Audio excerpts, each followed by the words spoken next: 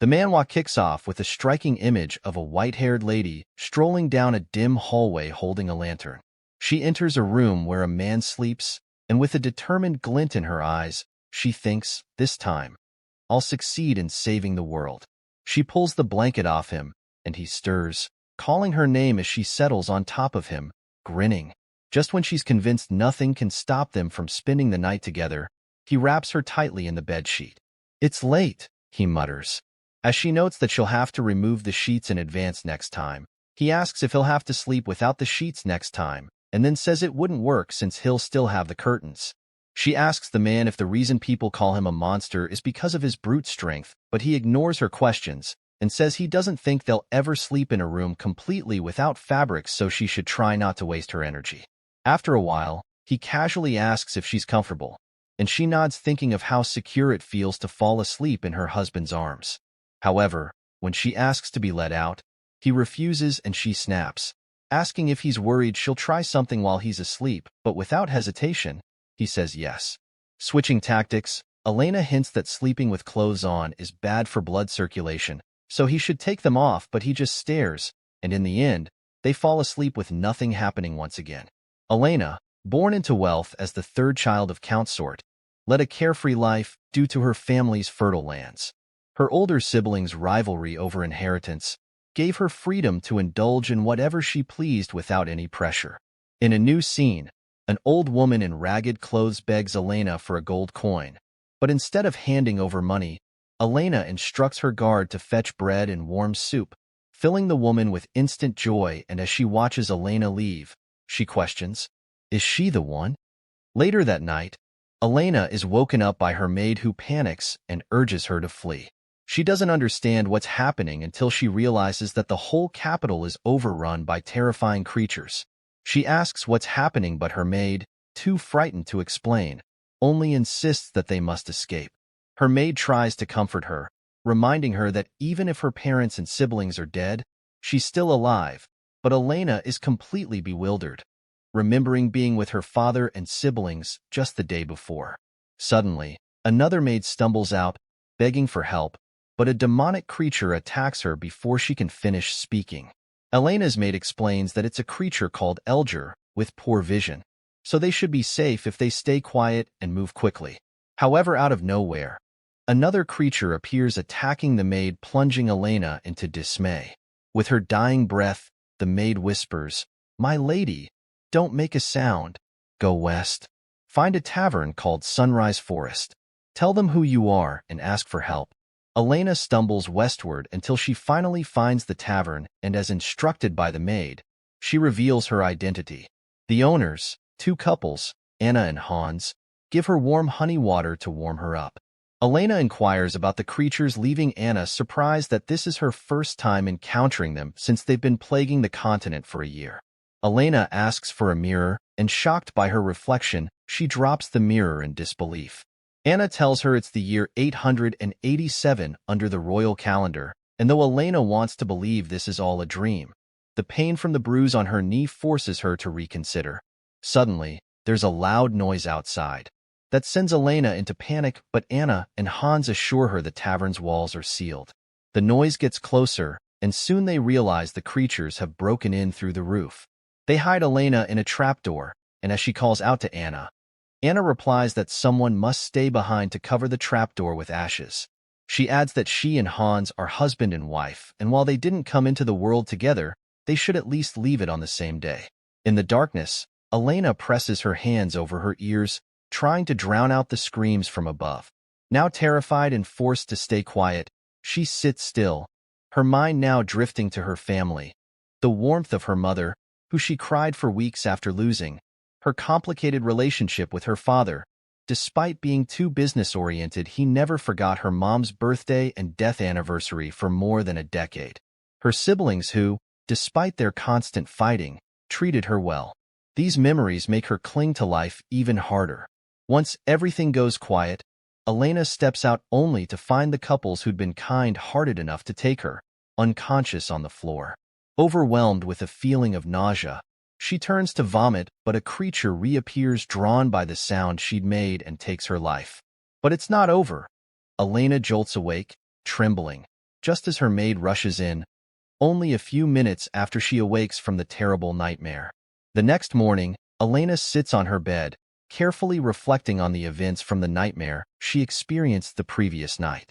What I saw was the future, Elena concludes with certainty. Without hesitation, she orders her guards to locate the old lady she had given bread and soup to the day before. A while later, the guards return with news. They had found the old woman, but she had refused to come to the manor. Determined, Elena instructs them to take her to the old woman instead, and she quickly gets into the carriage. Elena is taken to the old lady's tent, and without hesitation, she steps inside. The woman apologizes for the shabby state of her home, but Elena waves it off, assuring her that the place hardly matters. Without wasting a moment, she boldly declares, "Why did you show me the future?" As she waits for a response, Elena reflects on the horrifying events during the invasion of the demonic creatures that plagued the continent and is determined to prevent it at all costs. "There's something I can do to change the future, right? That's why you showed it to me." Elena presses, and the old lady confirms that the future can indeed be altered. "Do you know Duke Kiffin Mayhart?" the old woman asks, leaving Elena, who wonders what any of it had to do with the infamous monster Duke, confused. The old woman continues, revealing that his child will one day become a warrior, awaken the power of the legendary Holy Sword, and drive it into the heart of the Demon Lord. That is the only way to prevent the future Elena saw. At this moment, Elena realizes that in the future, she'd seen the warrior hadn't been born. Elena, desperate for more answers, asks the old lady why, but the old lady only reminds her, "Remember this, the warrior can only be born when both your souls connect." "That is all I have to say," the old woman finishes, and in a flash, Elena finds herself standing outside the tent with no recollection of ever walking out on her own. Elena, not satisfied with the old lady's explanation, decided to visit the library, hoping to find some more information. After a while of searching, she finally finds one book that contained information on the demonic creatures, and through that book she learnt that they last appeared several centuries ago. The demonic creatures came from the demonic realm and were neither demons nor humans. Elena recalls the old lady saying the warrior will drive the holy sword into the demon lord's heart, and with that she concludes that the demon lord will invade the continent with the other demonic creatures, which means he has to be killed to prevent the world from its doom. But can't we just eliminate the demon king earlier? Elena wonders, however. There's no clear way to reach the demonic realm, and even if they do manage to locate it, there's no guarantee that anyone other than the warrior can defeat the demon lord. Frustrated, Elena calls for Albert, and when he arrives, she immediately inquires about the Duke's marriage prospects. Albert informs her that House Linden is currently negotiating a potential marriage alliance with the Duke.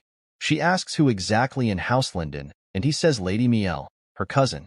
Immediately, Elena rushes to her cousin and asks if it's true that she's to wed Duke Mayhart, and she confirms it. She tells Elena it is all her father's doing, and she knew he cared a lot about his business, but she didn't think he would go as far as selling his daughter. But Elena interrupts and asks if she'll have children once she gets married. Her cousin is a bit confused, so Elena repeats the question, but her cousin, instantly filled with rage, replies that she would never. "Don't you know who the Duke is?" her cousin asks, but Elena replies that she does. To her, the Duke was a young, single, and rich Duke. She also knew about the thing that branded him as a monster in the eyes of everyone: the curse of the ancient demons. The Duke was born with a dark mark on his face that no one had no knowledge of. His parents had done everything they could to treat it, but the mark never disappeared. When people gradually started feeling repulsed by it, a person spread a rumor in high society using an old book with a depiction of the demon's mark, which resembled the mark on the Duke's face.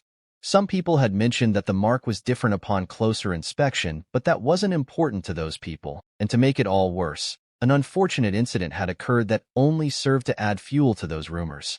"Then why would you ask such of me if you know what kind of person the Duke is? If you were me, would you bear his child?" "Why not?" Elena replies sharply.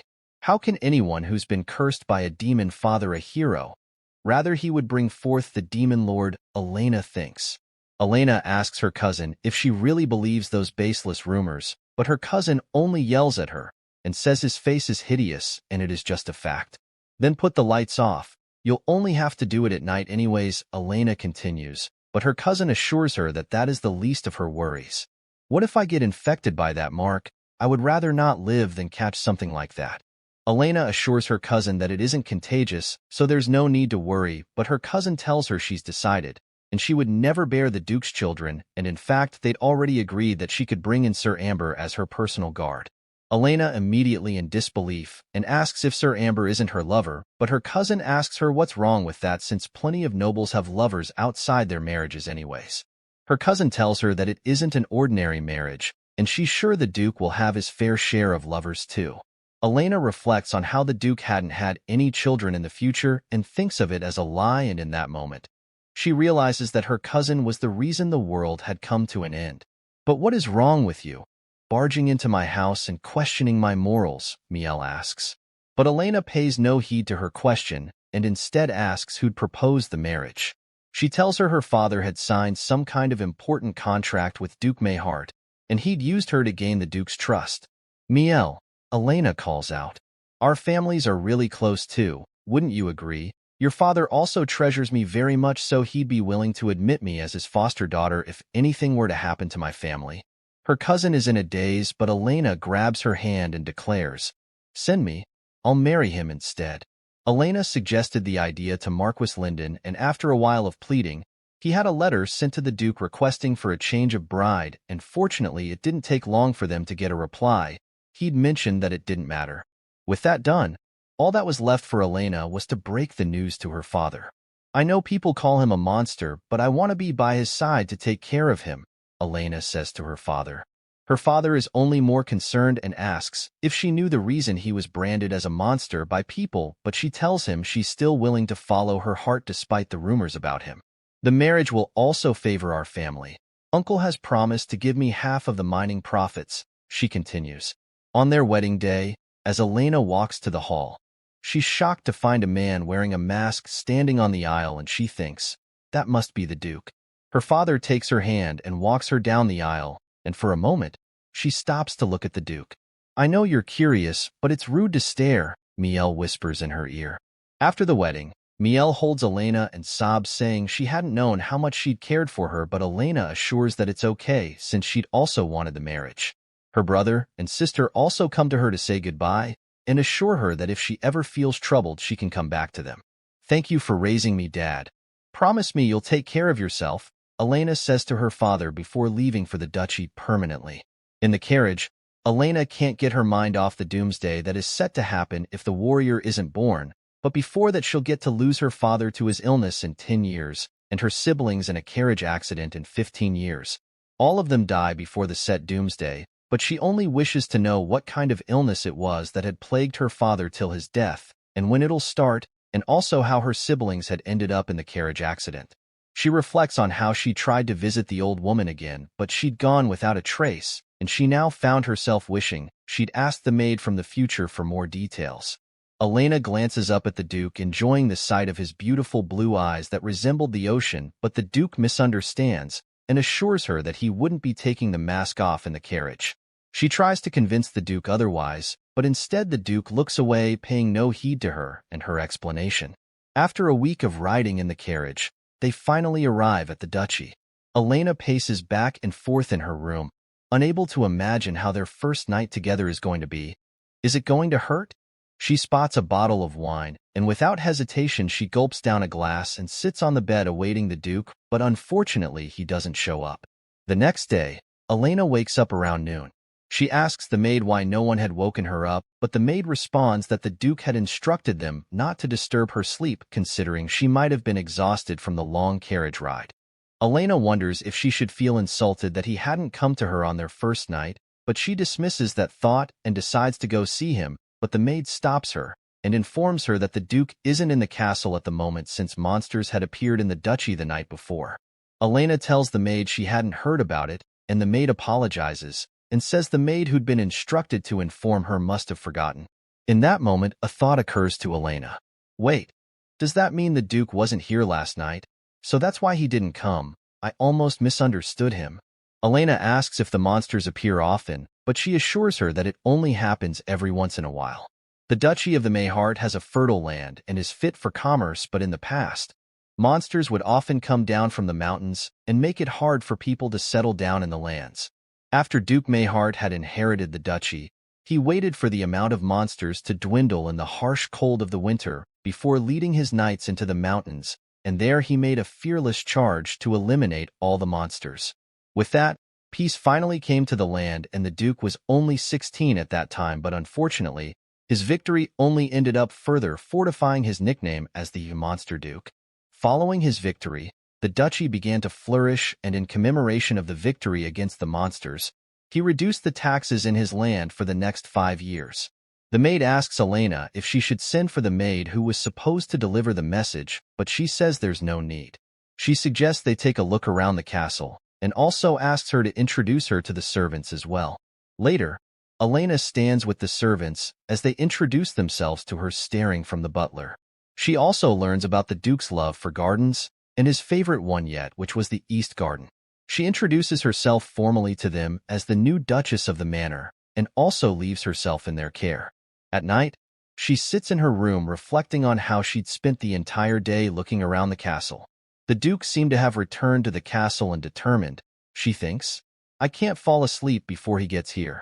However, just like the previous night, the Duke doesn't come to visit her, and she ends up falling asleep again. After a week of spending the night alone, Elena concludes that the Duke is avoiding her. There must be something I don't know, she thinks as she spots 2 maids around the corner. She goes to them and inquires about the Duke, but their response leaves her in disbelief. They tell her it was their doing, and they would make sure the Duke never comes to her, so she shouldn't worry about it.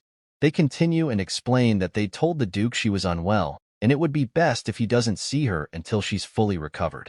They reveal to Elena that they'd come up with the idea by themselves, and even Madame Lula doesn't know about it, but Elena ignores their explanations and orders them to call for the butler and headmaid. Immediately, the maids go on their knees pleading for mercy. They confess that they'd only had her best interest at heart, which makes Elena wonder if they were truly convinced that no woman would ever like the Duke, because he's the Monster Duke. The butler arrives, and Elena asks how she can punish the maids for their ignorance, and he tells her that according to the law of the land, the most severe punishment would be to sever their tongue. Finally, Elena orders that they be whipped 5 times, starved for 2 days, and put on probation for a week as punishment instead of severing their tongues. With all the misunderstandings now cleared, Elena goes to the Duke's face and immediately walks up to him. Is this what they're calling the Devil's Mark? It isn't even a big deal, she thinks to herself as she stands in front of him with all her focus on his mark.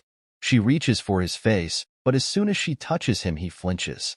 I'm sorry for touching you unexpectedly, and does it hurt? She asks, but the Duke replies that he was only startled.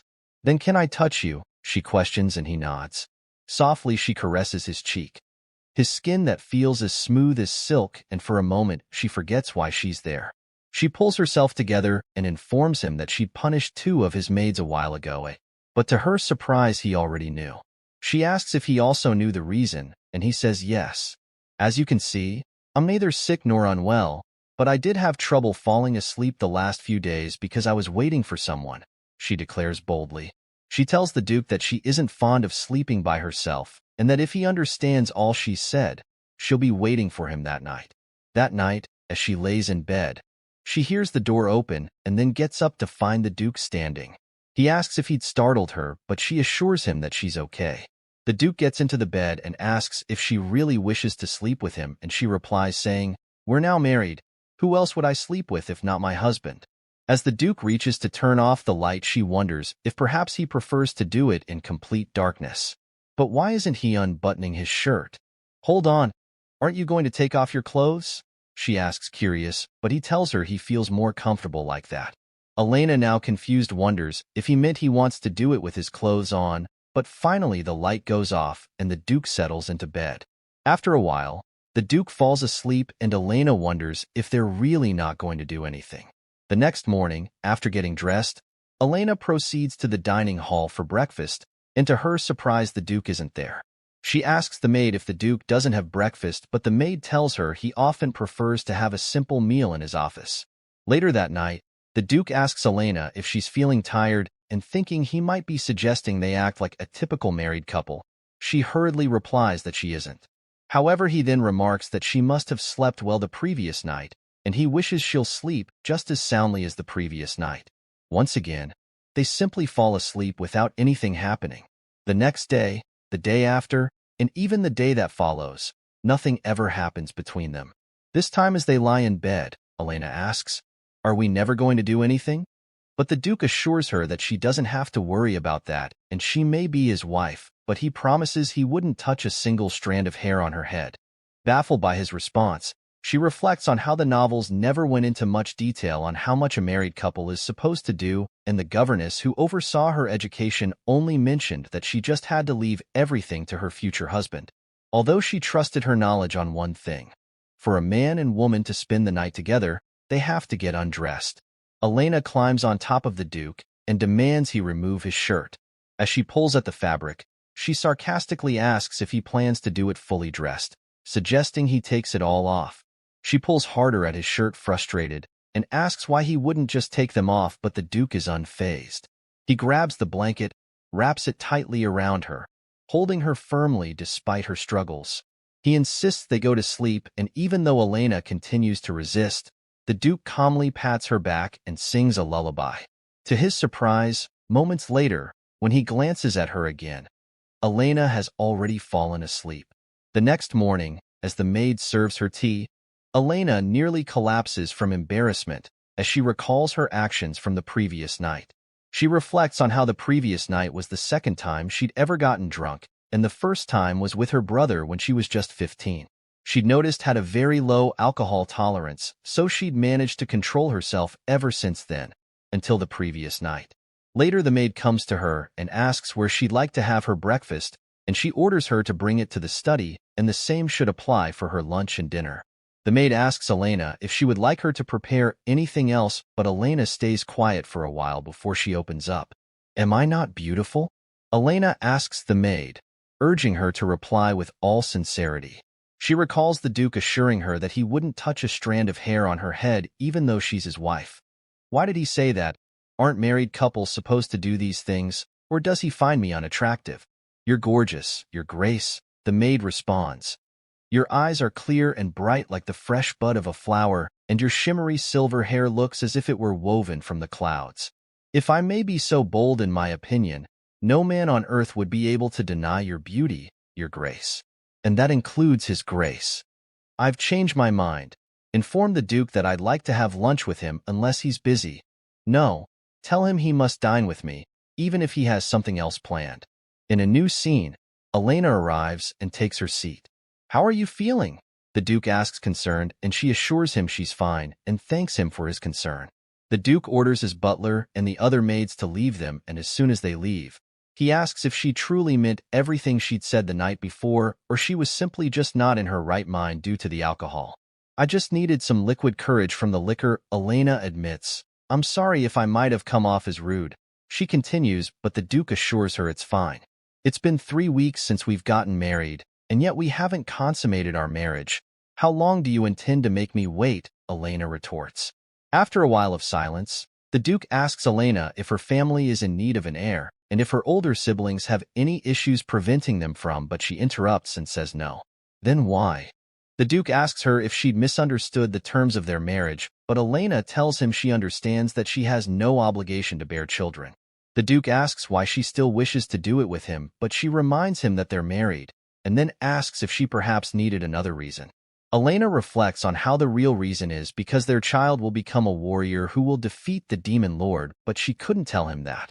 She recalls the old lady mentioning something about the child's sacrifice before making her leave the tent unconsciously. The Duke apologizes and says he can't give her what she wants, and she asks the Duke if he means he wouldn't sleep with her. Bluntly, the Duke says no, and Elena asks if it may be because he doesn't like her, but he denies that. She asks if he finds her unattractive, but he hurriedly denies it. The Duke assures her that she isn't the problem, and if it is any consolation, he promises to give her anything else she desires other than her request. "But the only thing I desire is the child of Duke Mayhart who will go on and save the world. It doesn't look like I'll be able to sway him, so I'll make a tactical retreat for now because I have a plan of my own. I'm going to pounce on him." Elena walks into the library, finally concluding that since the Duke wouldn't cooperate, she'll have no choice but to pounce on him. She spots a book about life as a married couple and immediately grabs it and celebrates finding what she needed to help their relationship. The next day, a maid comes into the room to find Elena dozing off on a chair. Elena tells her to put something that'll help with her fatigue in her bathwater. The maid picks up her bedsheet, and the minute she steps out, Elena dozes off again, this time hitting her head on the table.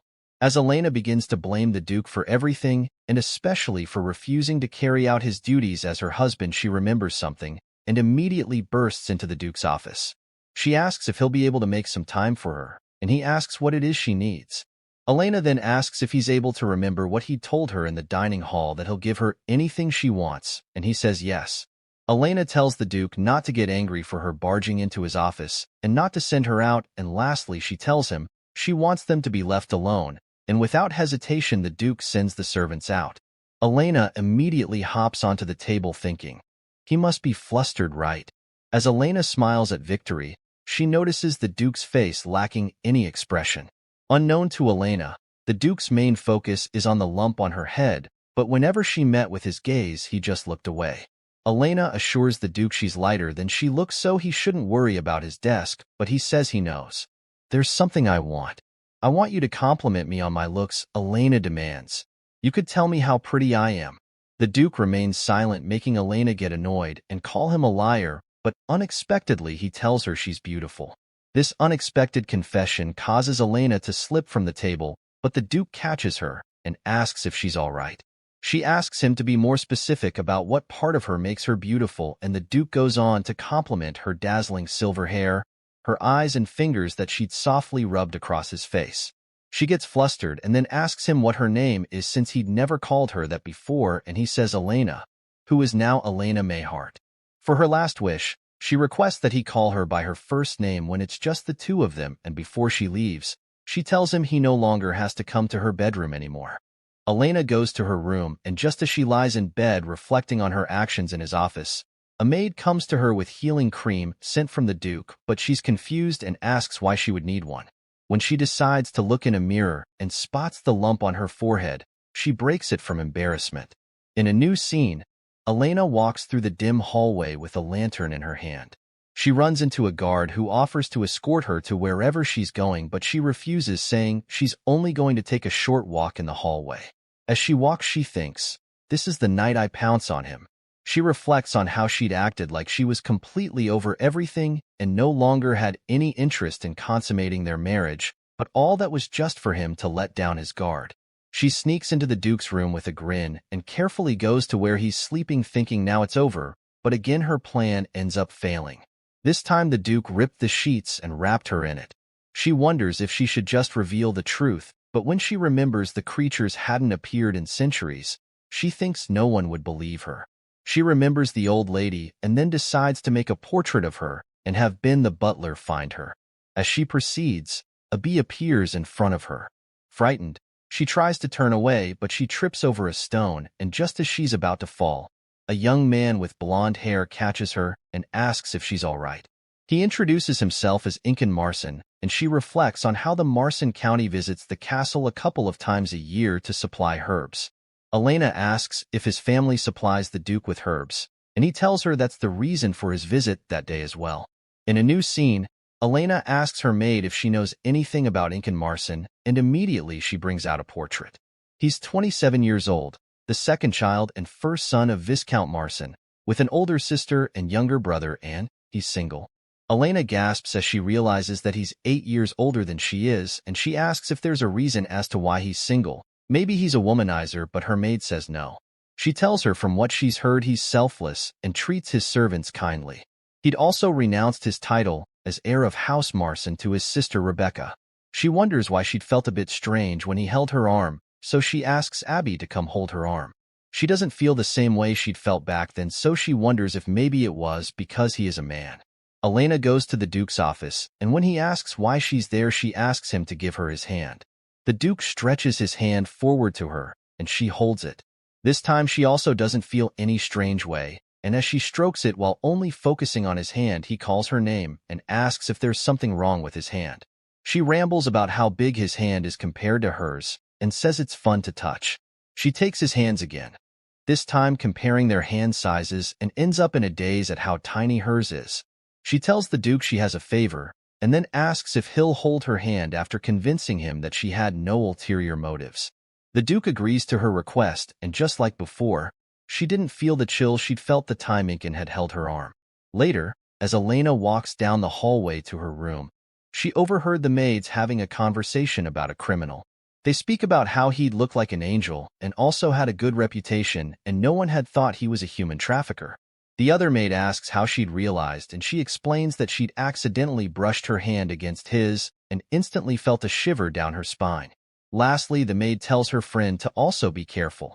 If you ever feel chills when someone touches you, it's your woman's intuition warning you to run away. Suddenly, Marson appears behind Elena and asks if he could join her to go to the dining hall, but as she remembers the maid's words, she turns him down, telling him she doesn't have that much of an appetite. In a new scene, Elena enjoys her meal and wonders if she should try tailing Incan in secret, but she fears she'll get caught. Elena asks the Duke how long Incan will be staying with them, and he says he'll be leaving soon since he's delivered the herbs. Elena reflects on how Marson was in charge of delivering the herbs to the duchy, and then thinks that if he harbored malicious intents and contaminated the herbs in the process, it could be detrimental to the duchy. If Incan truly turns out to be a criminal and I save the castle from him, will the Duke finally give me what I want? In a new scene, Elena asks her maid to look into Incan Marson, the people he meets during his stay in the castle, and what he does during his stay.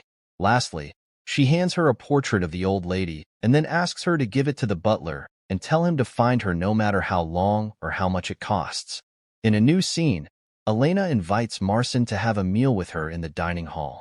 They talk for a while about the chef and the garden, and he asks her if she'd like to take a walk together in the garden after their meal, and she agrees. As they walk through the garden, Elena asks him why he wouldn't just get his servants to deliver the herbs instead of him, and he tells her if he does that he'd lose something he enjoys doing. She asks him why he enjoys delivering herbs, and he says because everyone needs herbs. They help relieve pain whether you're a male or female or old or young, and at times they save lives. He tells her he likes that about them, and the fact that he's delivering something so important makes him feel a sense of duty. He tells her he knows it's stupid that he feels like that about something anyone can do, but she says no, it isn't. As she rethinks how wrong she was about him, a bee appears again, and just like before, she trips and almost falls, but he catches her again, and just like before, she still felt the chills. Later, Elena informs the gardener to get rid of the bees in the garden, and just as she thinks she wouldn't have a reason to meet with Incan again, Abby comes in and informs her that she couldn't find anything suspicious about Incan Marson, but that every time he visits the castle, a maid would quit within the next 2 months. She hands her the documents, and as Elena goes through it, she asks Abby when Incan had started delivering herbs, and she says 3 years ago. She sends for Lula, and when she arrives, she asks her if all the maids on the records all worked there before quitting, and she says yes. She asks her how they were before they quit, and she says they all quit for the same reason. They'd told her something had come up, and they had to return to their hometown since all of them were from different regions. She also tells her some of the maids still working in the castle used to be close with the maids who'd quit, and then she asks if she should bring them. Later, Elena stands in front of the other maids, and one opens up and tells her that they all seemed rather unwell and would throw up occasionally too and mutter things like, "It can't be." In a new scene, Elena goes to Incan's room with liquor, and when he opens up, she tells him she had something that was bothering her, and she hopes he would hear her out. She goes in and pours him a glass, but instead of drinking it, she keeps pouring it onto a towel. A few minutes later, he becomes completely drunk. He asks about her problem, and she tells him it's a child issue. He asks her what she'll give him in return for solving her problem, and she says anything. "I have a pill," he retorts. She asks if it'll help her get pregnant, and in response he says, "No, it makes one pregnant." He tells Elena that the drug can make someone pregnant even without intercourse. Elena wonders if that had anything to do with the maids that kept on quitting, but he tells her he understands she needs to conceive an heir to succeed the title of the Duke, but he's sure she wouldn't want to bear a monster's child either. Incan reflects on how his mother was always depressed, forced into a marriage she never wanted, so she lived her life in constant misery. She would often call him no different from his horrible father whose blood flows in his veins, but the next day, she would always give him a warm embrace, apologizing, which he always loved. One time the sickness of her mind eventually spread to her body, though he'd stayed by her side, promising to find a way to get rid of his father's bloodline in return that she doesn't die. Her final words, "I wish you'd taken after only me. I wish you were mine alone without a drop of your father's blood in you," always seemed to linger. He asks Elena if that isn't the drug she's been looking for. He guarantees its effectiveness, assuring her that it's already been tested. She reflects on the recording bead she had with her, and then asks him how he'd tested the pills. He admits to testing it on people, and when she asks who, he stops.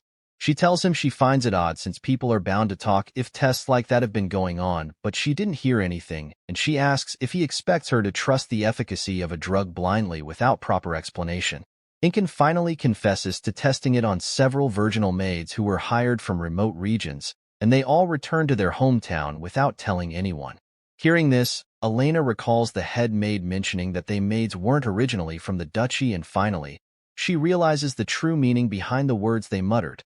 "It can't be. How can I possibly be pregnant when I'm a virgin?" Elena had already gotten all the evidence she needed and was ready to leave, but as soon as she gets up to leave, Incan stops her, demanding for his payment. Elena tells him that it'll be after she gets the drug, but he tells her he can give her the drug that moment. She asks him to let go, but he tells her he wants his prize as he holds on tightly to her hand. She tells him they discuss it once he's sober, and he lets go only to pour a strange liquid into his mouth and become completely sober. She asks what he wants, and he says, "I want you, Duchess." She asks him if he's still in his right mind, and he mentions that he thought their feelings were mutual. He tells her she'd looked at him with heart in her eyes each time they were together. She tells him it must have been a huge misunderstanding on his part, but he tells her it doesn't matter.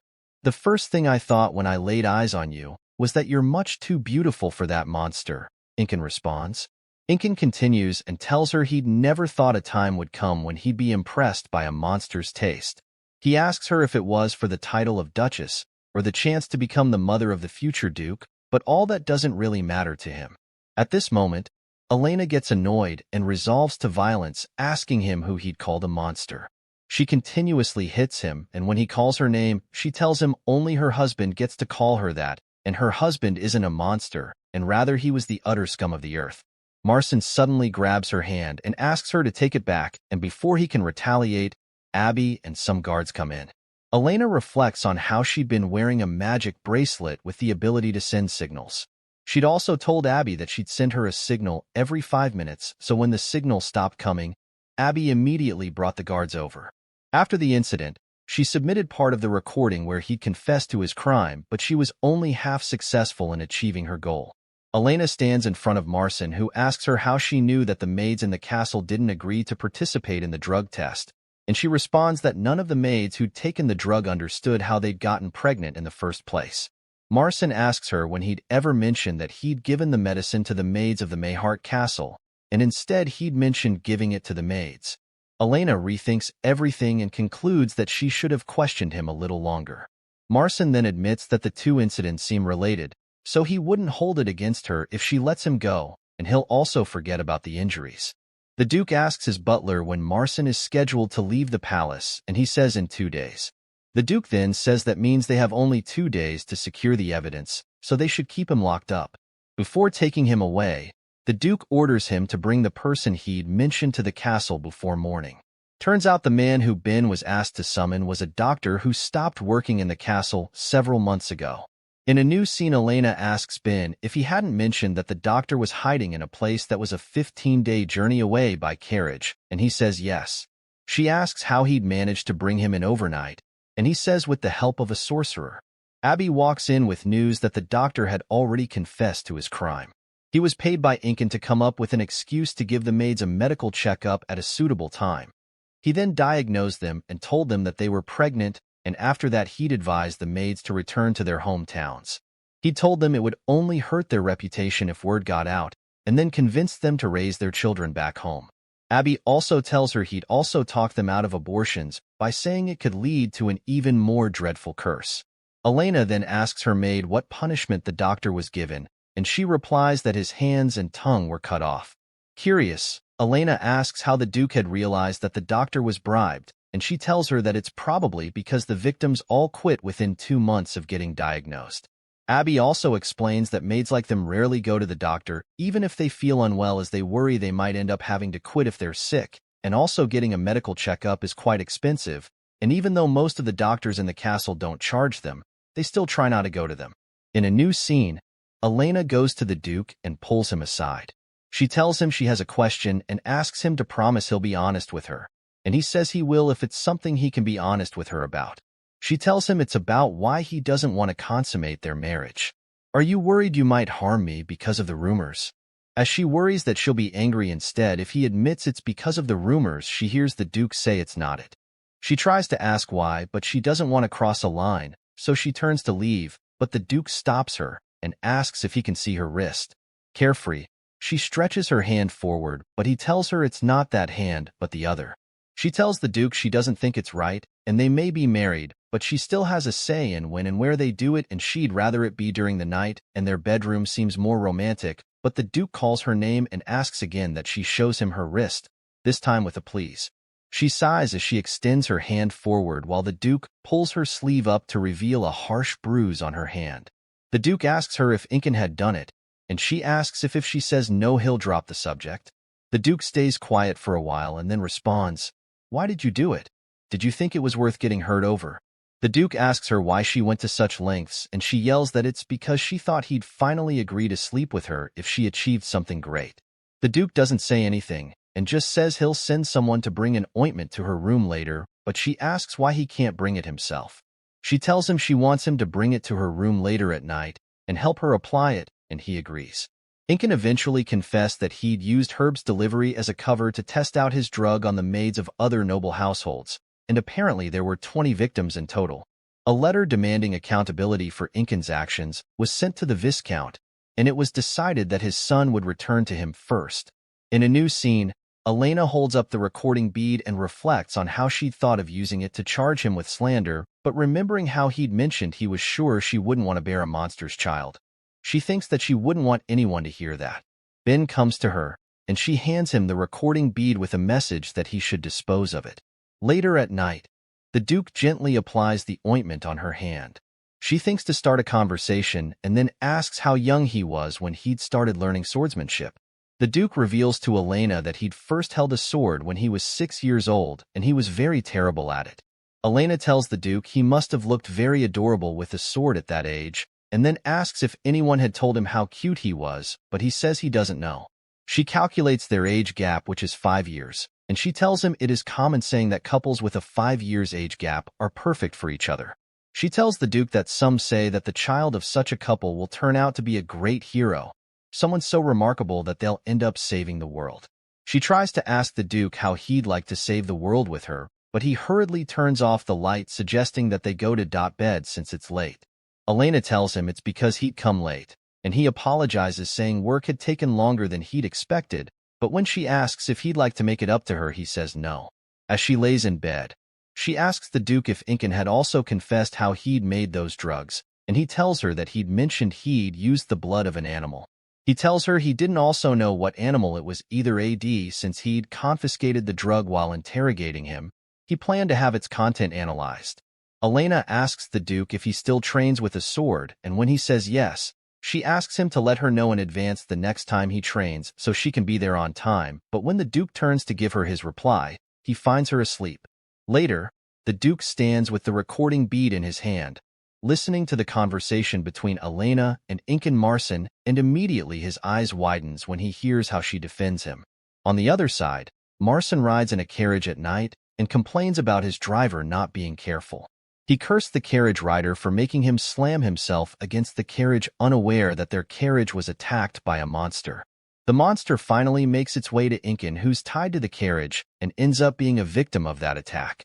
In a new scene, some ladies gather around discussing when Madame Gossif speaks about Incan being severely injured after being attacked by a monster in his carriage at night.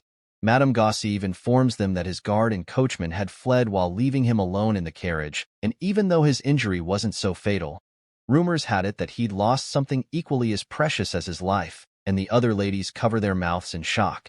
The lady explains that the Lord had kept an herb in his underbelt which the monster was most drawn to. so he was mostly attacked below his underbelt. In the Mayheart Castle, Elena celebrates with Abby Incan being castrated, and she orders her maid to tell the Duke she'd like to see him.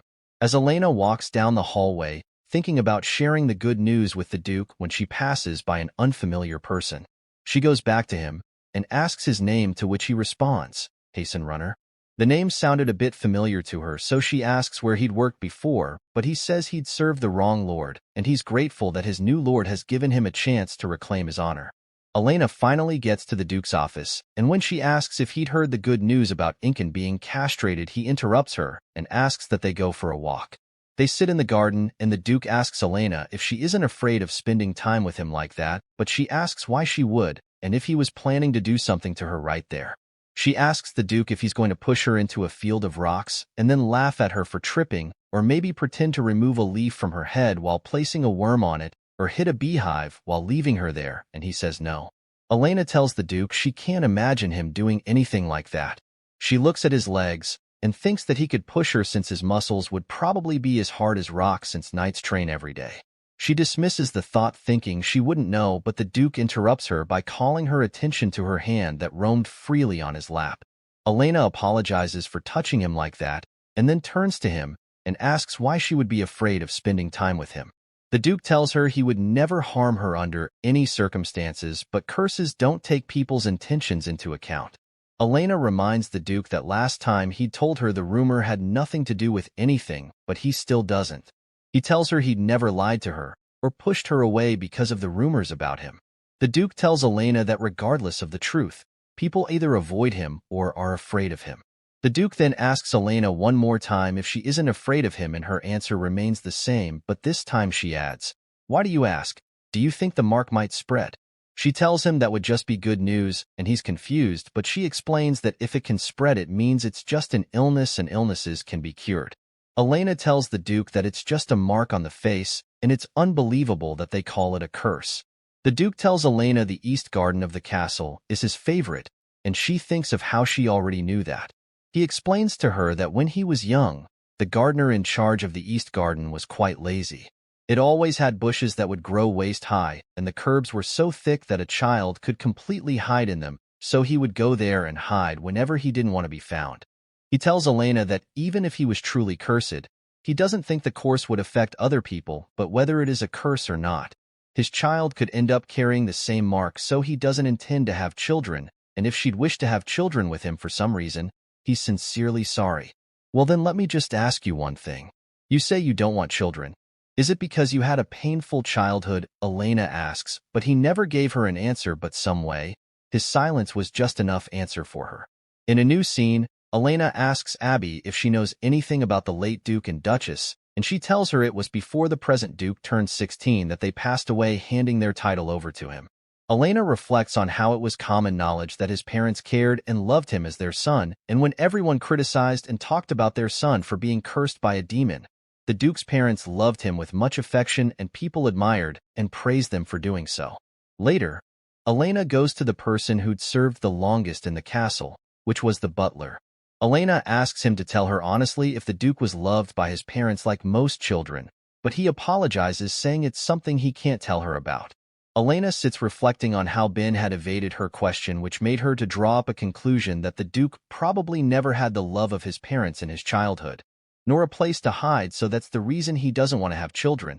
He's afraid his mark would get passed on and his child would suffer the same tragic childhood as he did. Elena wonders why she hadn't thought that he wouldn't want to pass on what he'd went through, and all the time she'd acted like it had nothing to do with her, but she'd never really given any thought to whether her child would have the mark, or how they will be raised, and she'd only assumed her role will be done once she'd given birth to the child. But she should have remembered above all that he would be her child, and the responsibilities wouldn't only be the Duke's to bear, but the child would be born to both of them. She continues with this till night, thinking she'll raise her own child with motherly love with no regard for what people might say. Elena tries to understand how she'll be a mother, but a thought suddenly comes to her mind. Why did the Duke suddenly choose to tell her that story that day? Elena paces back and forth, thinking of how people only confide in someone they can or are close to, and she's instantly elated as she thinks, maybe I've become someone he can trust. Out of excitement, Elena jumps onto the bed, praising herself for what she'd newly accomplished thanks to the incident with Incan. The next morning, Abby comes to Elena, who'd fallen asleep in her clothes, and informs her that the butler had been waiting outside for her, and he'd said he'd found someone she asked for. Elena goes to visit the old lady, who looked a bit different from before, and without wasting time, Elena takes her hand and asks her to help show her husband the future as well as how they can stop it. The old woman tells her she'd thought that was the reason she'd sought her, and even though she's glad she came to see, it wouldn't work. I could show Duke Mayhart the future, but it wouldn't change a thing. Elena is confused and at the same time sure he would cooperate if he knows just how many lives are at stake, but the old lady reminds her how she'd mentioned that their souls must meet for the warrior to be born. In other words, you must love each other. You will not bear a child otherwise. Do you understand now? As the old lady gets up to leave, Elena asks her if among the things she told her the last time there was any mention about a sacrifice, but the old lady freezes and then tells her it's already too late for that, so she should try to forget about it.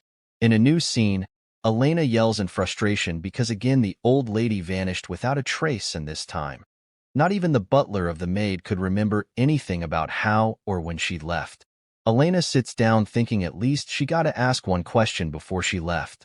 She'd asked the old lady if there was a way to prevent her family's deaths, but all she had to say was, "A breeze can't shake the roots and trunk of a tree, however it can shake the leaves and branches, but one cannot predict how the wind will blow."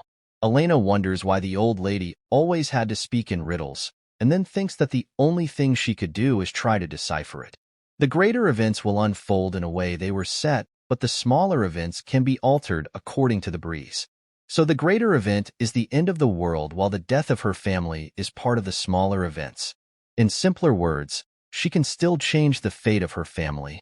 In a new scene, Ben comes to Elena to discuss the compensation with her. Elena thinks of how they must be charging the old lady for psychological harm, while Ben tells her it can also be paid out as ownership of shops or businesses. Ben tells her the Duke had instructed him to take her preferences as a priority, but she immediately stops him and confirms if he'd really said that about giving compensation to her. Ben also adds that it'll be processed as annulment and not as divorce, and immediately she goes to see the Duke. Elena asks the Duke if he's really divorcing her, and he says it hasn't been 6 months yet, so they can still just annul the marriage, that way she wouldn't. But she interrupts and explains that it doesn't matter whether annulment or divorce, it simply means he's kicking her out. As she thinks of how maybe him telling her that story was only as a last gesture of courtesy, she asks the Duke if he's tired of her, but he tells her it isn't like that. The Duke tells her he doesn't know whatever she's thinking, but that's not it, and he'd only thought she wouldn't want to stay in the marriage because he can't give her what she wants, which is a child. He tells her he was thinking she only married him to have children, and he'd already told her he doesn't intend to have any. He tells her he assumed she wished to back out and asks if it was wrong of him to think so. Elena tells the Duke he'd gotten it all wrong and she isn't getting divorced from him. "It will stay that way no matter the reason, because I will never be the first to turn my back on you, and that won't ever change, so you should have that in mind." Elena then asks the Duke if that was the whole reason he'd wanted a divorce, or if there was anything else making him unhappy with their marriage, but he says no. She asks if he's sure, and if he doesn't have even the tiniest bit of complaints, but he calls her name and says she's been amazing as his wife, even more that he deserves. As Elena turns to leave, the Duke tells her he'll have someone fetch ointments for her hand, but she declines his offer. Later, Elena sits with the ointment and cream the Duke had sent. Elena thinks of how much she'll have to lose even from the divorce, and then thinks it won't do and she'll have to make her husband love her, and a way to do that is for them to have their first night apart. The next day, Elena stands in front of the castle with a carriage. She told the Duke she'll be going for a 3-day trip, and he'd allowed it so easily. She finally arrives and Countess Rosalind immediately rushes to embrace her. As they walk, Elena asks of the favor she'd asked her, and she tells her she'd set it up in the garden. Elena tells her there's also something else, which is, she mustn't step up to help no matter what happens. Her friend pleads with her not to kill people in her castle, but she assures her that it's not going to be anything like that. Her friend introduces her to the other ladies, and as they speak, she tries to suppress her emotions underneath her smile. The other ladies leave, and Elena speaks of how much she'd held back there. Her friend reflects on how Elena would immediately splash water if a person was to cross the line, but instead she'd sobbed. Her friend tells her of the saying people change when they're about to die and asks if it's like that for her, but she says no. Elena tells her friend she just needed some rumors to spread.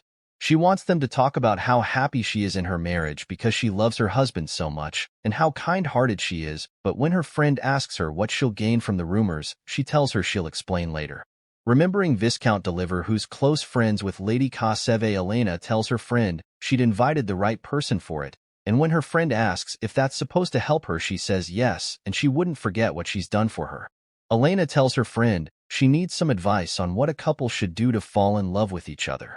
Her friend asks her if someone had asked her to be a matchmaker, or perhaps she was writing a play, but Elena says no.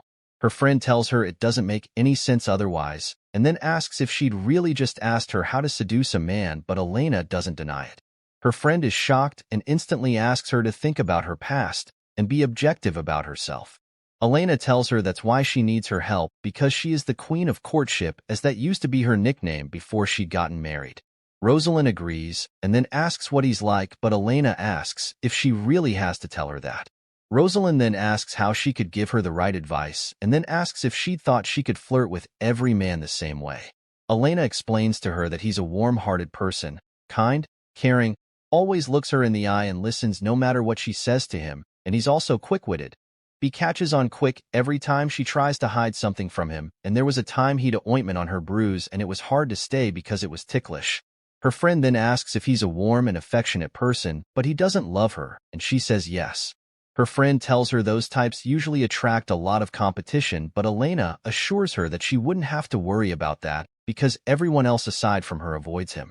Rosalind is instantly filled with surprise when she realizes that the person Elena is trying to seduce is her husband, but Elena just asks her who she'd expected. Her friend suggests she just pounces on him, since physical intimacy can change how people feel about each other, but Elena tells her she's already tried that, which leaves her speechless.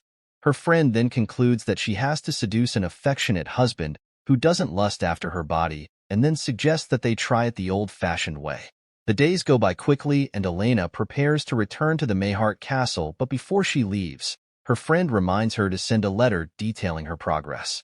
Elena returned to the castle a day earlier than planned. The butler tells Elena he'll have a bath prepared, but she tells him she'll do that later as she reflects on how whenever her father came back from a trip, he would always greet her mother first. When Elena arrives at the Duke's office, Abby informs her that the Duke had gone to bed early. Worried that he's sick, Elena tries to go to his room, but a guard stops her. She orders him to step aside since she's the wife of the Duke, but then Ben arrives with things to tend to him, which confirms her suspicions that he's sick. She asks what his condition is, and he says it's a cold. Elena then tells him she'll tend to the Duke, so he should leave, but he tells her it is a severe cold, so he shall tend to the Duke lest she catches it. Elena tried all she could to get to see the Duke, but she ended up getting shut out, and when she realized it wasn't a soldier but a girl, just a doorman placed there to stop her from entering. Later, Elena sits in her room reflecting on how strangely Ben was acting, and then orders her maid to let her know once Ben has left the Duke's room. Her maid comes to inform her that the butler has left. When her maid informs her that the butler had already left, she goes outside with a plan to get into the Duke's room through his balcony, but just as she gets her foot up on the porch, she slips and luckily the Duke catches her and carries her to a chair. Immediately the Duke begins to scold her, asking why she was there, but she responds saying it wasn't that serious and she would have been fine after some treatments. The Duke gets annoyed and tells her just because she can recover from broken limbs doesn't mean she should break them, so she should stop saying such nonsense, and she immediately apologizes and pleads with him not to be mad at her. The Duke tells her he wasn't mad and he was only worried, and she explains that she'd only done that because she was worried about him. She tells him she'd seen Ben bring a pail and towel, but he wouldn't let her in. She asks him why he wouldn't let her tend to him when he's sick even though she's his wife. She asks the Duke if he thinks she'll try to do something with him while he's sick, but he doesn't respond. Elena notices the Duke's temperature increase and then takes him to the bed, but just as she searches for a cloth to wipe the Duke with, Ben walks in with a pail and cloth. Without hesitation, she begins to wipe the Duke's forehead, and when she's about to take his shirt off, she assures him she isn't trying to do anything but let the heat out. When she takes his shirt off, she sees a burn mark, and after wiping his chest, she asks him to flip over, and immediately she stops as she spots several other burn marks on his body. He tells her when he was younger his mother had attempted to burn his mark away, and he'd gotten the burn on his shoulder when he resisted and amber fell there. He explained that since then, after his mother had seen how he writhed in pain, she would come back from her social gathering and tie him up to burn his back. Elena asks about his father, and he tells her his father knew, but he'd chosen to turn a blind eye to it, but he'd told her not to burn anywhere that might be visible to the others. Elena asks how long he had to go through that, and he says he could only remember it started when he was very young, and the last time was the day before they died. The next time the Duke looks up, he spots Elena in tears and immediately clarifies that it no longer affects him, and he'd only wanted her to know that the reason he'd stopped her from coming in wasn't what she was thinking. She asks him to lie down back, and then reminds him that he'd promised to give her anything she wants. "I want to call you by your name. Can I do that, Kiffin?" The next morning Elena goes to the Duke to confirm that he's okay and isn't overworking himself before leaving his office. After she gets out, she goes to Ben and asks that they discuss together in private. Ben apologizes for his behavior towards her the other night, and she tells him it's all in the past. She tells him that wasn't why she called him there, and instead she'd wanted to talk about the Duke. It wasn't a cold, was it? She tells him she hadn't noticed any other symptoms aside from the temperature, so how did he end up with high fever? The butler then explains to her that for an unknown reason, the Duke suffers from high fevers every once in a year. Elena asks when it started, and he says it began when he was very young before those people started tormenting him. Elena realizes that the high fever wasn't as a result of his childhood trauma, but then her eyes widens when she realizes that the butler hadn't addressed his parents with their titles. The butler then says he only addresses people with honor when they deserve to be recognized as his masters, so he obviously doesn't do the same for savages. "Ben, I think I like you now," Elena declares, giving him a high five. He asks Elena if she didn't before, and she says he's changed a bit.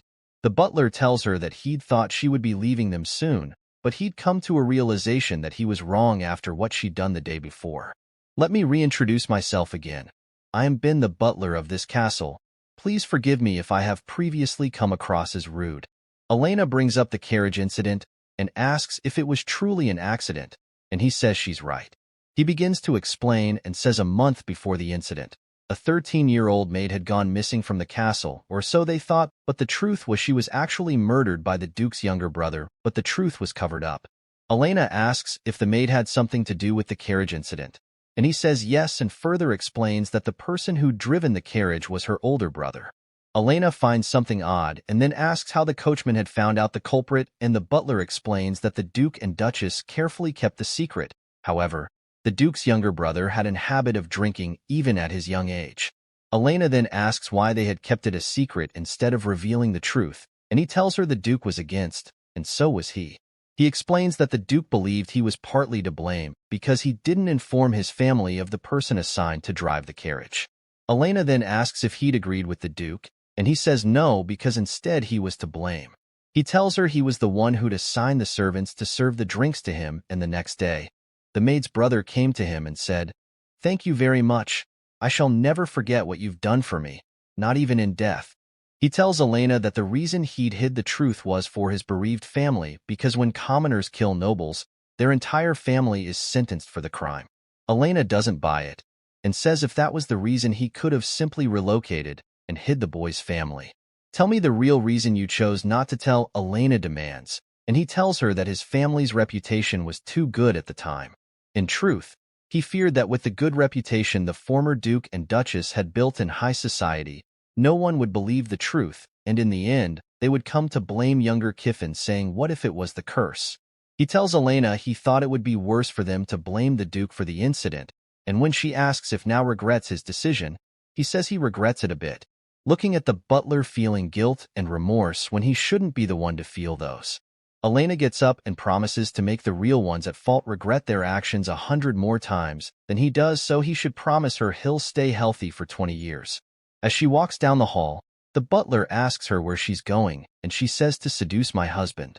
In a new scene, Elena watches the Duke sparring with the other knights.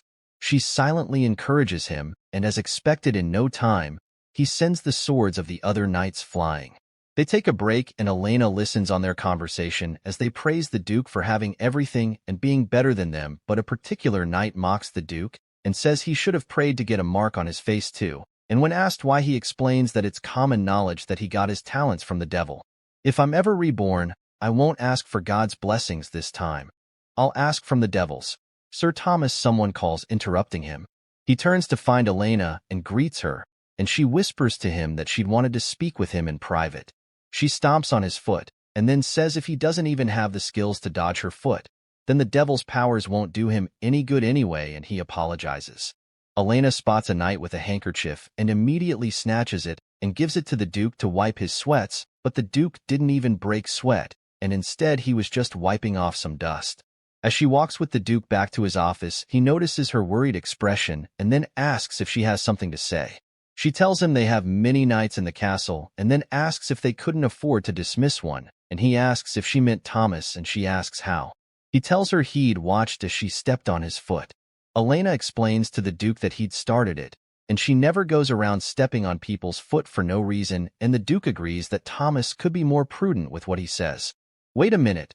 You knew about it, but you let him be, Elena realizes, and the Duke tells her he's a diligent knight, and when she tells him his character is horrible, he tells her it doesn't cause any harm to the duchy or the castle. A few days later, Elena shivers as she learns that the Duke doesn't have any hobbies or interest at all, and she thinks, it's no wonder he's always in his office. Elena gets into the carriage, and when they arrive, a pickpocketer hurries their way, and just as he's about to attack them, Sir Thomas appears and knocks him out. As the people thank him for helping them again, Elena realizes that it wasn't his first time, and when she recalls how the Duke explained that he was a diligent knight despite how he seems, she goes to him and thanks him for saving them.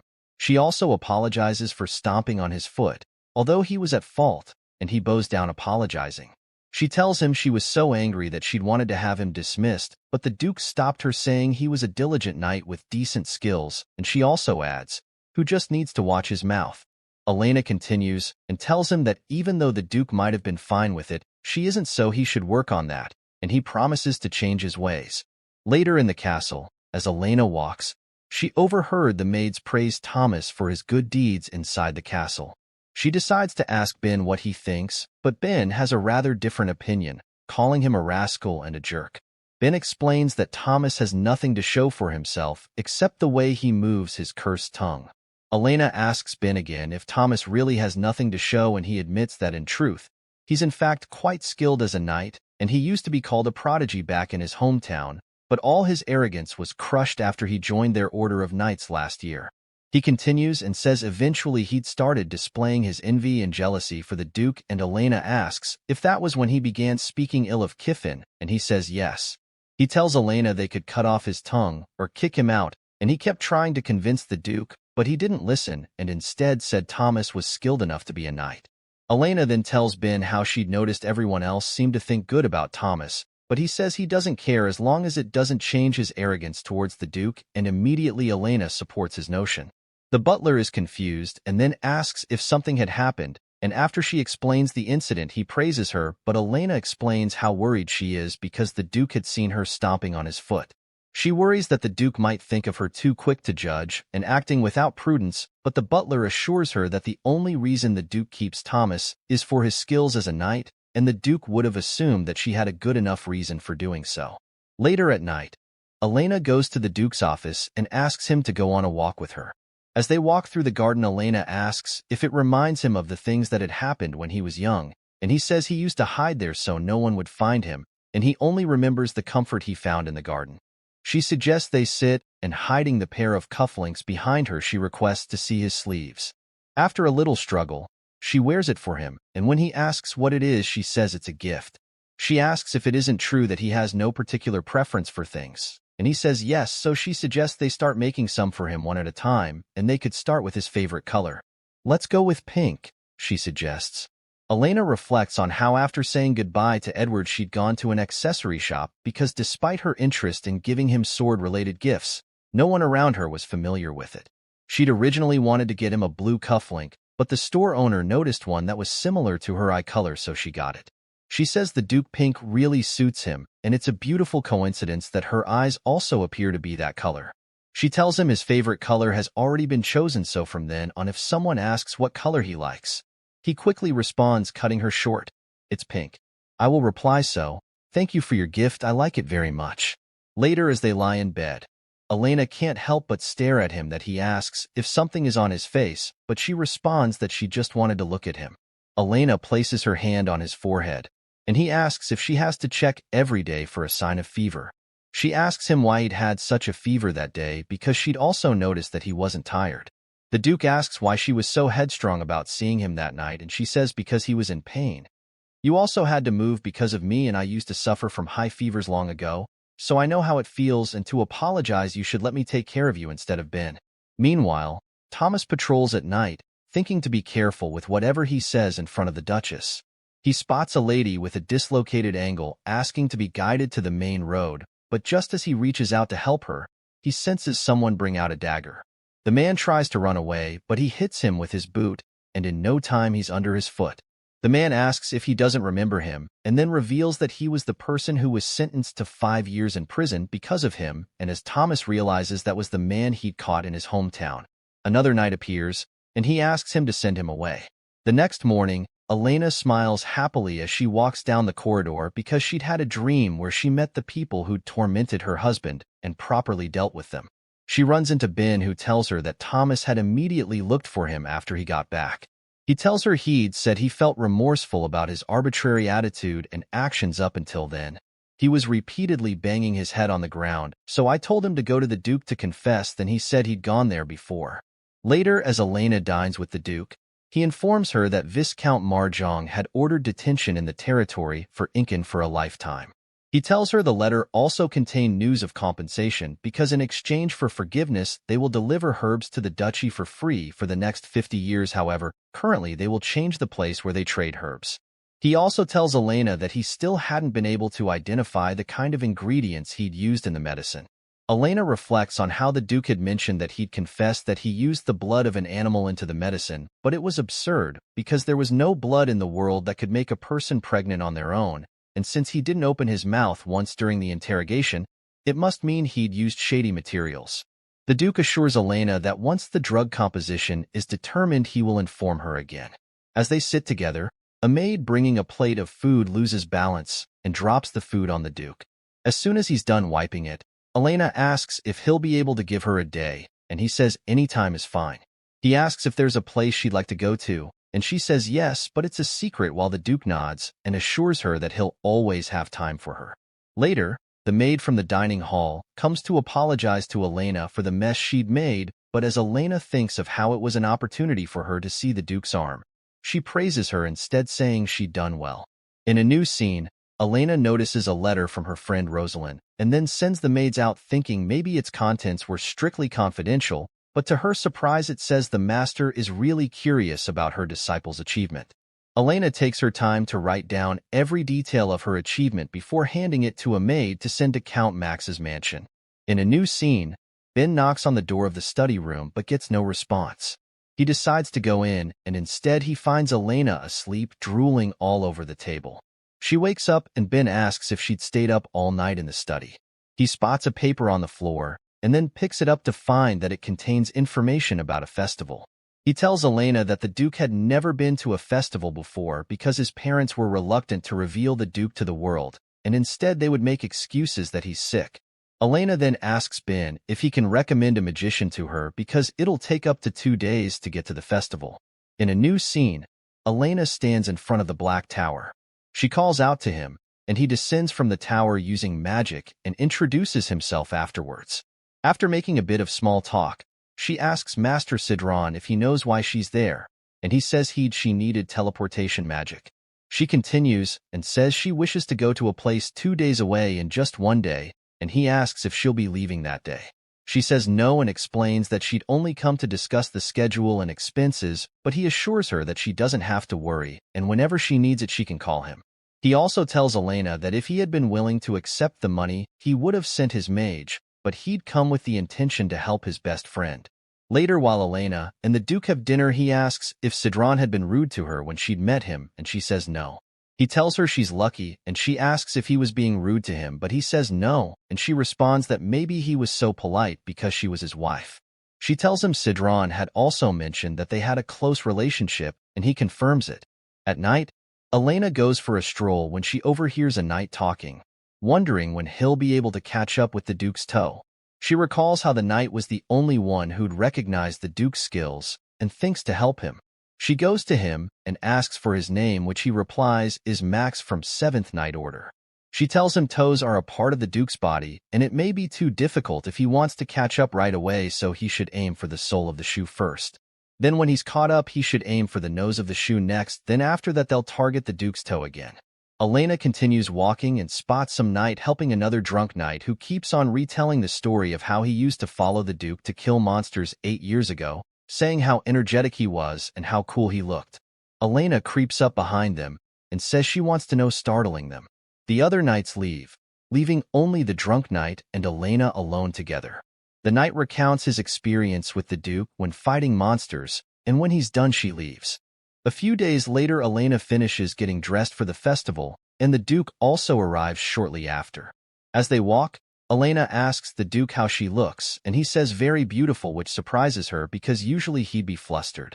He tells Elena that it was his first time complimenting someone on their appearance, so he was like that, and she asks him if he'd never seen someone and felt that they were pretty or he'd just not had the opportunity to express it in words, and he says no.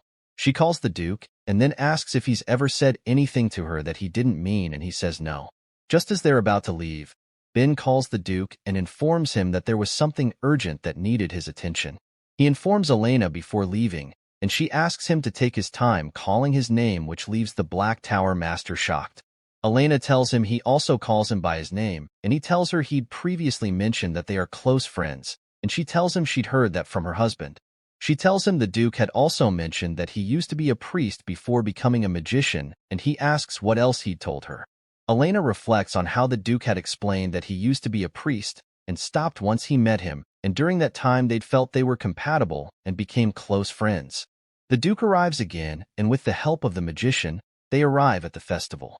Elena suggests he holds her hand to avoid losing each other on the crowded streets, and he agrees. She asks if he's ever been to a festival, and he says it's his first time. She tells him that since they've met, there are a lot of things he's new to, and there will also be more to come.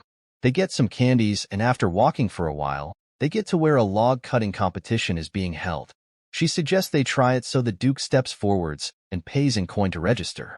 The man, sensing the Duke's ability, ponders over whether to give him a sword with a missing tooth, but fearing he'll succeed, he hands him a fake sword.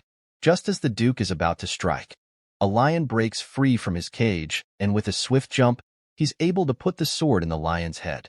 He goes back to Elena and asks if she's okay before proceeding to see more events. In a new scene, a man stands in front of a lady who demands to know if he's ignoring her. She seems to be a noble, and he trembles as he watches her hand go up, but luckily an attractive-looking man with pink hair appears and stops her. He's able to pull her attention from the man, and just as Elena turns to leave, the man with pink hair calls her name, revealing her identity as the Duchess to the other noble ladies present. Elena suggests to the Duke that they should return home, but he spots a theater and suggests they go in. Once the play ends, it leaves Elena in a daze, and when the Duke calls her, she only says, "I have to meet the person who wrote this play." Later, Elena and the Duke go to Baron Afroanium. She hands him the script and then asks if it'll be possible for her to meet the person who'd written the play, and he says yes, but he isn't present at the time, so they'll have to wait. Elena asks how long, and he says if she sends a messenger that day, he'll be there by dawn the next day. He gives them a room, and in the room, Elena apologizes to the Duke for taking more of his time on personal matters. He tells her it's okay, and then asks if she's okay because she doesn't look so well, but she says she was a little surprised because she thinks the play was written by someone she knows. Elena wonders if it is the old woman who'd written the script, or there was someone else who knew the future besides herself. The Duke brings a wine and pours it out for both of them, but as soon as he takes a sip, he notices something wrong with the wine and immediately goes to open the window. Elena asks the Duke if he's hot, and he responds that it's going to be, and she tells him it isn't going to happen as she doesn't get a lot of heat, and there's also no way she'll be hot in her sleepwear. A while later, Elena notices she has a fever. She asks what kind of wine it was, or whether the Baron was playing tricks with her. She gets up and falls onto the Duke, and he tells her it's better not to move suddenly, or she'll get dizzy. The Duke picks her up and takes her to the bed. She asks him if he knows anything about the fever, and he says he has a little knowledge of medicine. Elena asks the Duke how he'd known the wine was drugged, and he says he has a keen sense of taste, and he'd taken the same medicine before. She asks when, where, and how, and he explains that he'd stayed at another estate because of work, and at the time the lord there brought a weak liquor to the table, and he'd only found out after a while that he took the medicine. She asks if his purpose was to send a girl there, and he says yes, but he'd immediately sent her back. She asks the Duke how long it takes the medicine to wear off, and he says half a day. She also asks if there's something like a neutralizer, and he says he could make it, but it would take half a day. A few minutes later, Elena's eyes becomes filled with tears, and she softly pulls onto his shirt. "Kiffin, I'm hot." Elena pleads with the Duke to at least let her take off one layer, but he tells her she's only wearing a layer. The Duke takes off the curtain, and as he holds it he thinks, the medicine has an effect of severely decreasing one's judgment. It's no different from one's drunken state. She might not even remember what happened today, but that might be better for Elena. The Duke tells her she mustn't take her clothes off because the window is open, and she might get severely sick the next day. Elena decides to take it off regardless of the Duke's opinion, but in a flash, she finds herself wrapped in a curtain. Elena tells the Duke to at least let her take her hands out, and he accepts. She tightly holds onto his hand, and then asks him how he thinks it'll be like if in the near future, the world collapses, but he says he doesn't know. She tells him she will be sad because if the world were to collapse he would die too, and thinking about that is sad because she doesn't want him to die. She asks the Duke if he knows he's a warm-hearted person. The Duke tells her not to cry, but she tells him to her he's someone she needs. She asks what he thinks of her as a person, and he says she's someone he appreciates, but she asks if he needs her. If to him she's someone he needs, but he says he doesn't know. The next morning, the Baron apologizes to them saying he was the one who was supposed to take the medicine, but the maid had made a mistake.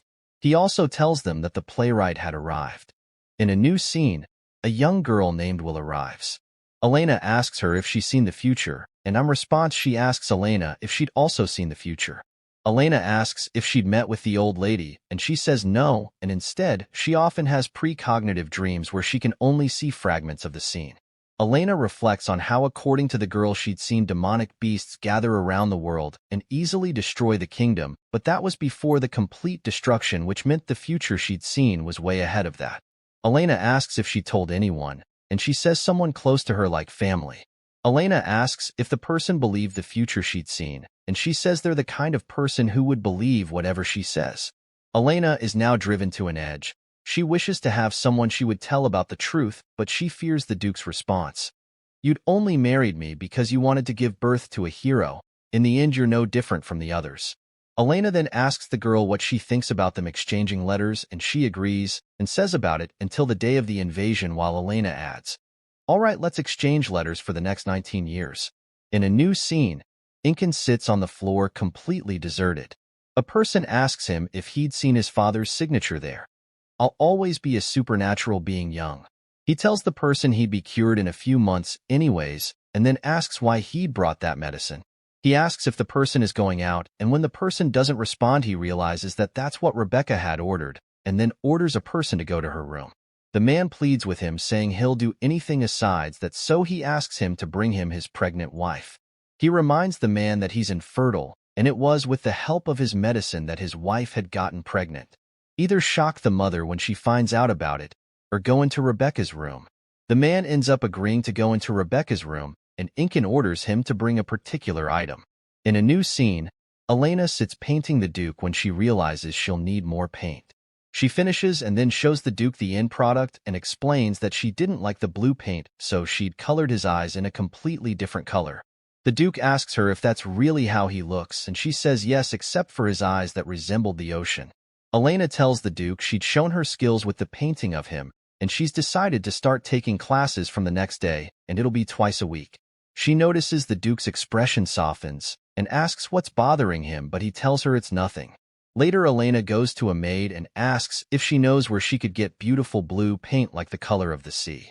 Suddenly, a maid rushes in with news that 3 knights had gotten hurt while fighting each other, and as she whispers the reason into Elena's ear, she opens her mouth in shock.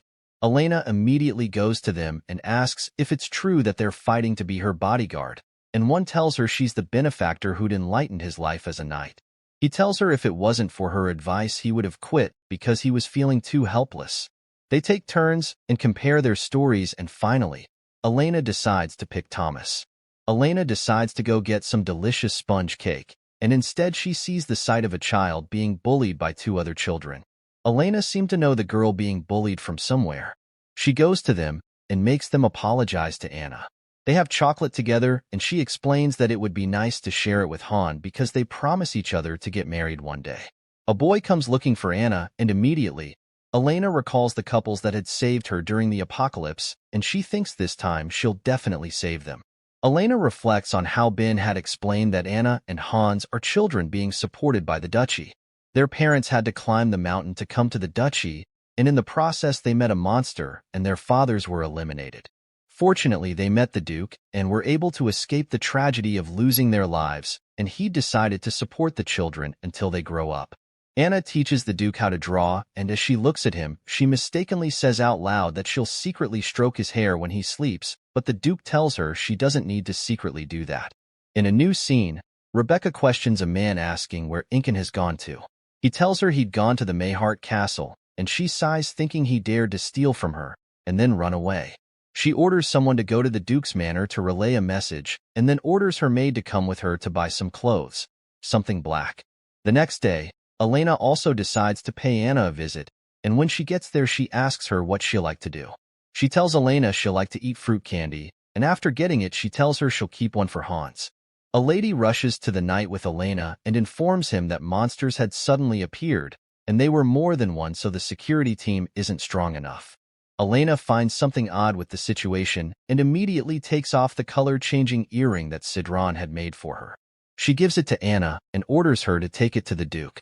Just as Elena hopes she'll deliver it safely, she smells something bad, and just as she turns she finds Incan standing. Long time no see, Duchess.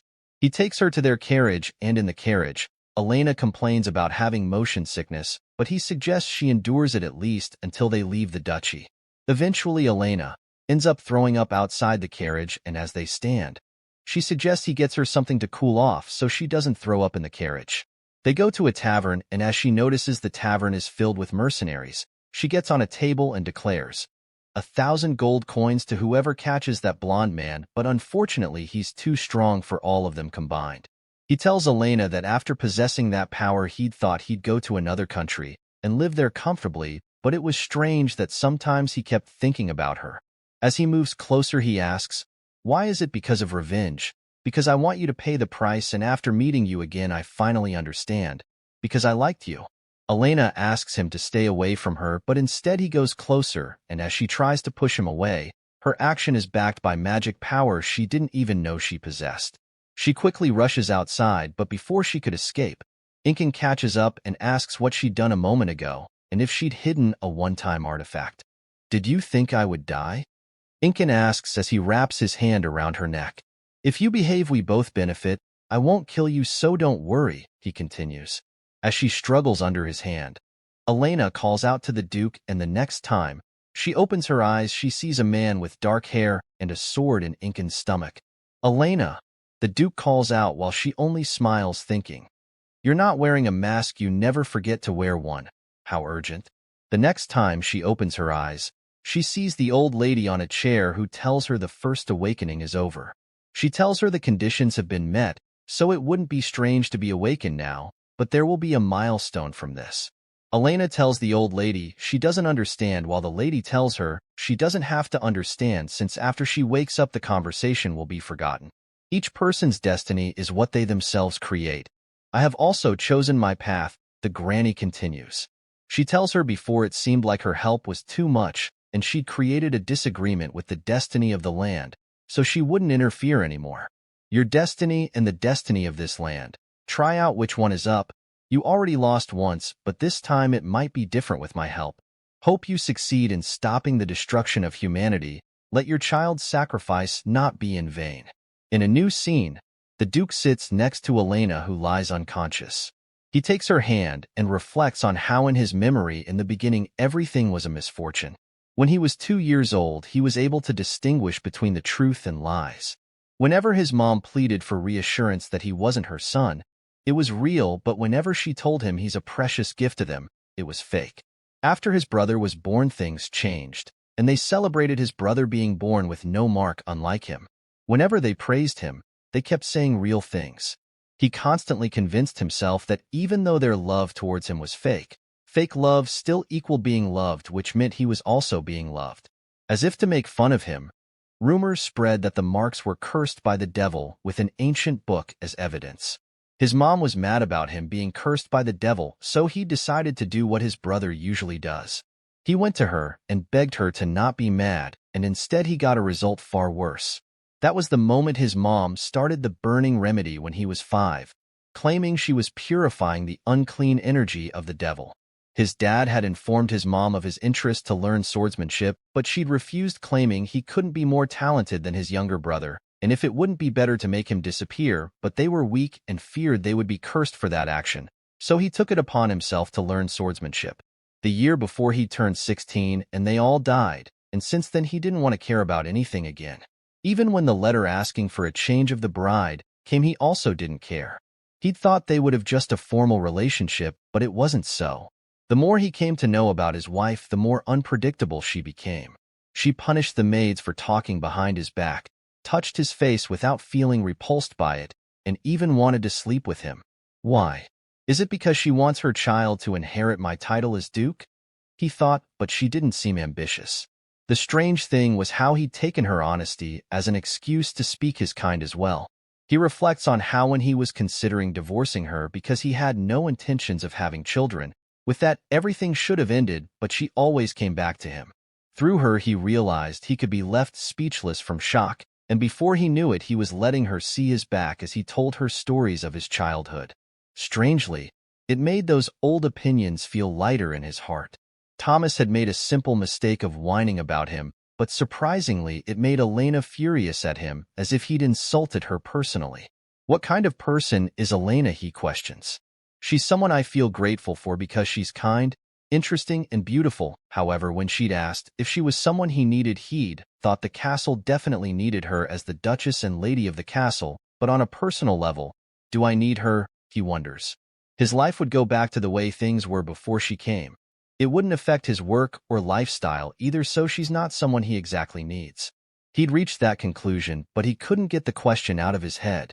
When he'd heard she was in danger, he remembered pleading for her to be safe, and when he'd met her afterwards, he recalls asking his father if he could get a pet bird, and his father had asked for 5 reasons why he must get one. He'd mentioned birds are cute, and his father had replied that he didn't need sentimental reasons, and had punished him, saying he'd coveted something he didn't need. He mustn't desire something he doesn't absolutely need. That was the unwritten law forced upon him, or so he'd thought. Kiffin, Elena calls out. He realizes he was foolish and arrogant just because he couldn't find an objective reason to convince himself. What happened? Have I been unconscious for that long? She asks again, while he thinks he dared to think he didn't need her and that he didn't need to hear her voice. Elena, you once asked me if you're someone I need. Let me answer that now. Elena, I need you. So please don't get hurt and always be by my side. This will mark the end of this season. Thanks for watching.